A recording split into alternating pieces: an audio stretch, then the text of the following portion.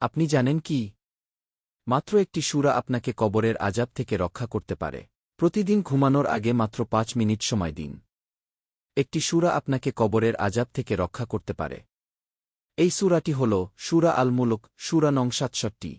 রাসূল সাল্লাল্লাহু আলাইহি ওয়াসাল্লাম বলেছেন, সূরা মুলক এমন একটি সূরা যা তার পাঠকারী ব্যক্তিকে কবরের আযাব থেকে মুক্তি দেয়। তিরমিজি ও আবু দাউদ শরীফের হাদিস।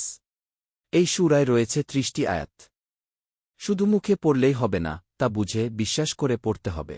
প্রতিদিন ঘুমানোর আগে আপনি যদি এই সূরা পড়ে ফেলেন, তাহলে কবরের অন্ধকার আপনার জন্য আলোতে পরিণত হবে ইনশাআল্লাহ।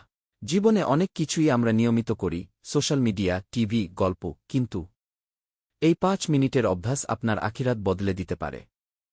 আজ রাত থেকেই শুরু করুন। সূরা মুলক পড়া একটি ছোট কাজ, কিন্তু চিরস্থায়ী ফলাফল।